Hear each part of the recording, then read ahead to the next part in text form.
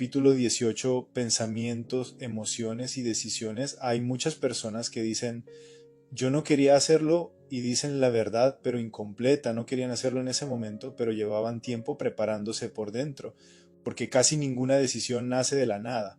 Nace de una secuencia silenciosa que se repite tantas veces que termina pareciendo automática. Pensamiento, emoción, decisión, esa es la cadena.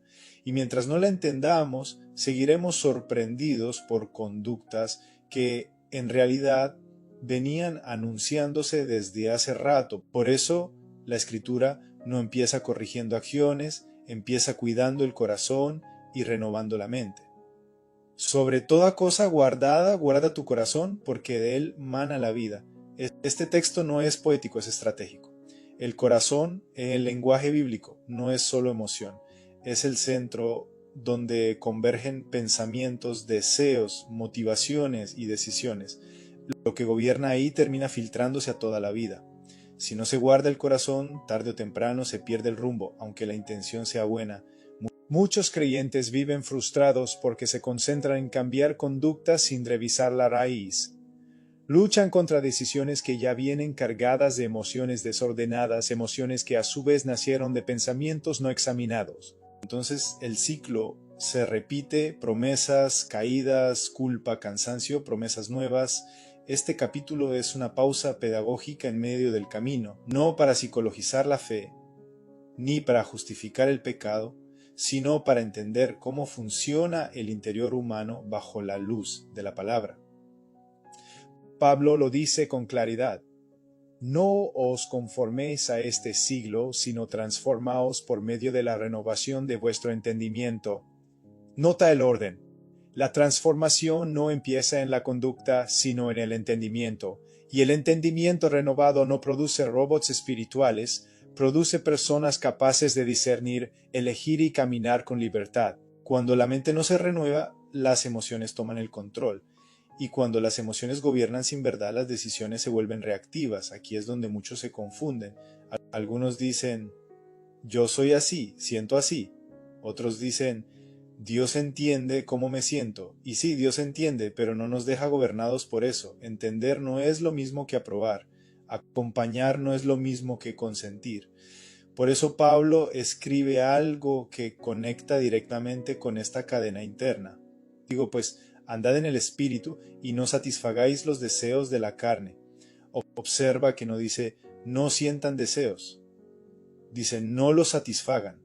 Es decir, el deseo existe, la emoción aparece, pero la decisión sigue siendo responsabilidad nuestra.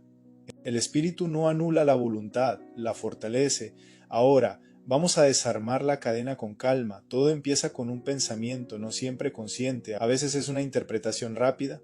No me valoran, esto es injusto. Necesito aliviarme. Si no lo hago yo, nadie lo hará. No puedo con esto. Dios tarda demasiado. El pensamiento no pide permiso, aparece, pero quedarse con él sí es una elección.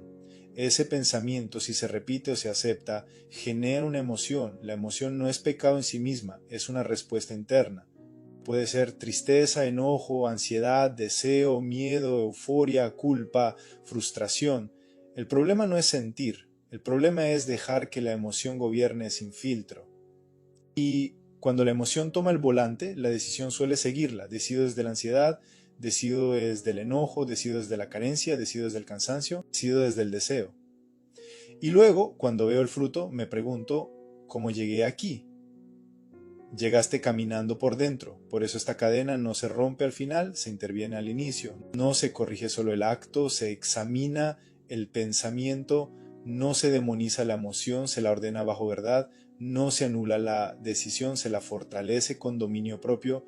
Aquí entra la primera herramienta de este capítulo, simple pero decisiva, el modelo pensamiento, emoción, acción, no como teoría, sino como espejo diario. Cuando algo se desordena, vuelve atrás. ¿Qué hice? ¿Qué sentía en ese momento? ¿Qué estaba creyendo? Repitiendo este ejercicio devuelve responsabilidad sin condenación, porque ya no dices, soy así, sino algo empezó antes y puedo trabajarlo.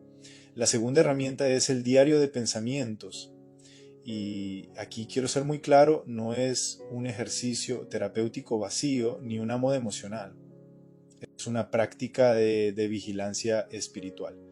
Porque muchos pensamientos gobiernan simplemente porque nunca se escriben, nunca se examinan y nunca se confrontan. El diario no es para escribir todo lo que sientes sin filtro, es para identificar patrones. Te propongo algo sencillo durante una semana, anota solo 3 cosas cuando notes desorden interno. 1. ¿Qué pasó externamente? 2. ¿Qué pensamiento apareció? 3. ¿Qué emoción se activó? No para juzgarte, sino para conocerte, porque lo que no se observa no se transforma. Ahora, las preguntas de este capítulo no buscan culparte, buscan devolverte gobierno. La primera es directa. ¿Qué emociones gobiernan mis decisiones? No cuáles aparecen, sino cuáles mandan. Es el miedo, la necesidad de aprobación, la ira contenida, la culpa, la soledad, el deseo de control. Las emociones son buenas, informan, son peligrosas y gobiernan. Cuando una emoción se convierte en rey, la verdad se vuelve secundaria. La segunda pregunta es igual de importante. ¿Qué pensamiento las originó? Porque detrás de cada emoción dominante suele haber una creencia no examinada. A veces no es una mentira abierta, es una media verdad repetida sin discernimiento, y una media verdad sostenida por tiempo termina produciendo decisiones completas, pero torcidas. Aquí necesitamos cuidar 2 riesgos doctrinales con mucha sabiduría. El primero es psicologizar el pecado, es decir, explicar todo solo desde emociones, heridas o procesos internos, y quitarle peso a la obediencia. Entender el proceso no elimina la responsabilidad. Jesús nunca dijo, ¿cómo estás herido? No importa. Dijo, ven a mí y aprende de mí. El segundo riesgo es espiritualizar la irresponsabilidad, culpar todo a ataques, ambientes, otras personas o incluso a Dios sin asumir que hay pensamientos no renovados, hábitos no corregidos y decisiones no rendidas. La fe madura no niega procesos internos, pero tampoco se esconde detrás de ellos. La Escritura no separa lo espiritual de lo práctico, los integra. El Espíritu Santo no solo consuela, también corrige, no solo acompaña emociones, también ordena pensamientos, no solo perdona caídas, también enseña a caminar distinto. Quiero dejarte una imagen que pueda ayudarte.